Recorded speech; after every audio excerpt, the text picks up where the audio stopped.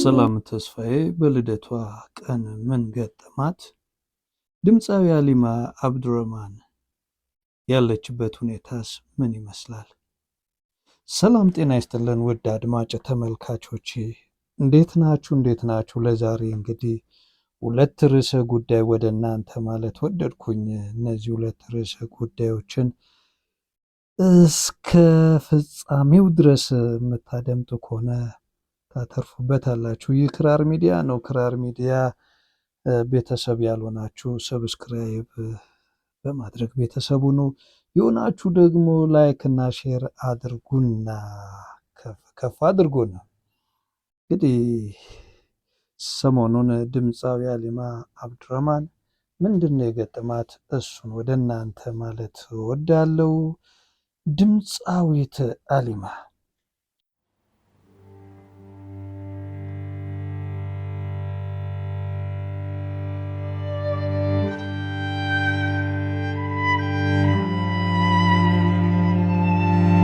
ድምፃዊት ሃሊማ አብዱረህማን በኢትዮጵያ ሙዚቃ ውስጥ ስማቸው ጎልቶ ከሚጠሩ እንስት ዘፋኞች አንዷ ናት።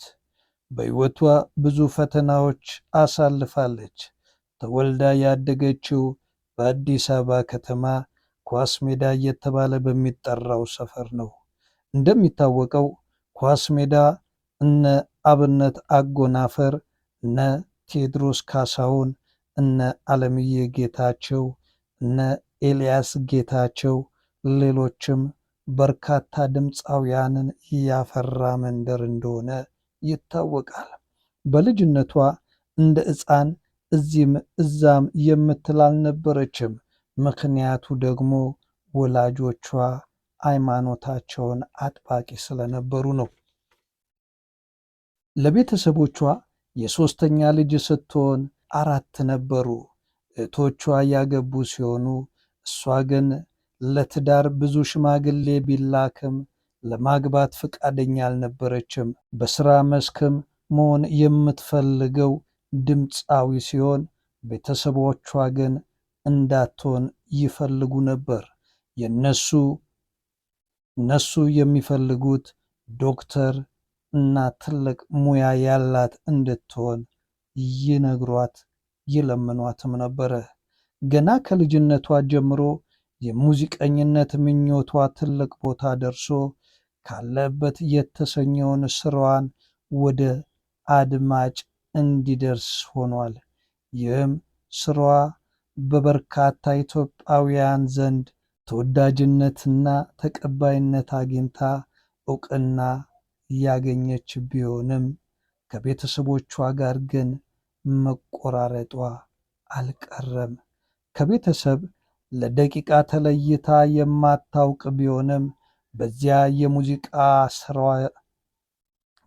የሙዚቃ ስራዋ ግን ከቤት ለመውጣት ተገድጃለሁ፣ ለበርካታ ዓመታትም ተለያይተን ለደስታም ሆነ ለሐዘን አንገናኝም ነበር ስትል ተናግራለች። ሃሊማ አሁን ታዲያ ድንገተኛ የሐዘን ዱብዳ ገጥሟታል። እናቷ ከዚህ ዓለም በሞት ተለይተዋል። የሃሊማ አብዱረህማን እናት በሞት ማጣታችን ስንሰማ እጅግ በጣም አዝነናል ይላል የዛበሻ መረጃ። ምን ያህል ከባድና ልብ የሚሰብር እንደሆነ እንገነዘባለንም ይላል። እኛም ለድምፃዊ ሃሊማ አብዱረህማን እና ለቤተሰቦቿ መጽናናትን ተመኘን። ወደ ሁለተኛው ርዕሰ ጉዳይ ስንገባ ሰላም ተስፋዬ በልደቷ ምን አጋጠማት?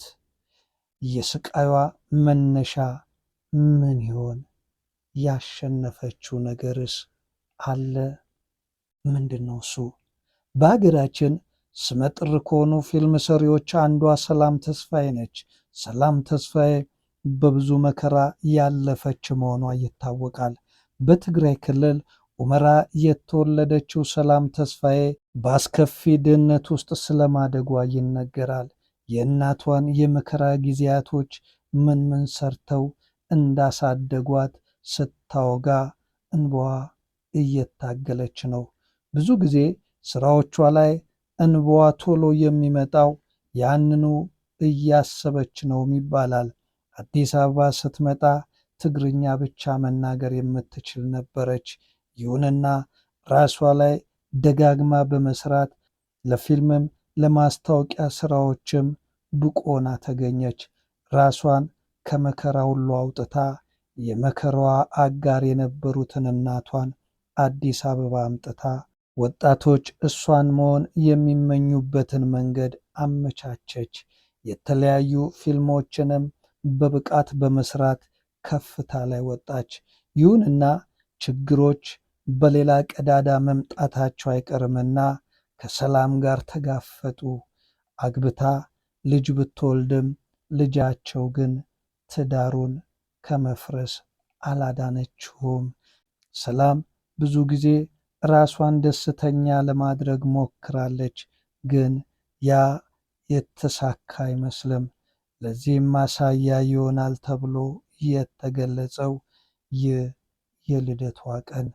በልደቷ ቀን ከወትሮ በተለየ ሁኔታ እንደ ሕፃናቱ እንደ ድሮዋ ምንም ቅብጠት በሌለበት ሁኔታ ድፎ ዳቦና ለስላሳ መጠጦችን በትንሽዬ ጠረጴዛ ላይ አድርጋ አክብራለች። ከጥቂት ዓመታት በፊት በሆነችው ሙድ ሳይሆን ከዘመናት በፊት የነበረችውን ሰላምን አስታወሰቻት። ትንሿን ሕፃኗን ሰላም መሆን ነው የፈለገችው። ይህ ሁሉ ያልናችሁ ሰላም ስቃይዋን፣ ብቸኝነቷን ትታ የመረጠችው መንገድ ሊመልሳት ነው ያስብላልና ነው። መልካም ተመኘው። ውድ አድማጭ ተመልካቾች እንግዲህ ክራር ሚዲያን ላይክና ሼር በማድረግ ቤተሰቡኑ እንግዲህ አዳዲስ መረጃዎች ሲመጡ እንደዚሁ ቀበል ቀበል እያደረግኩ ማድረሱን እቀጥላለሁ። መልካም ይሆንላችሁ።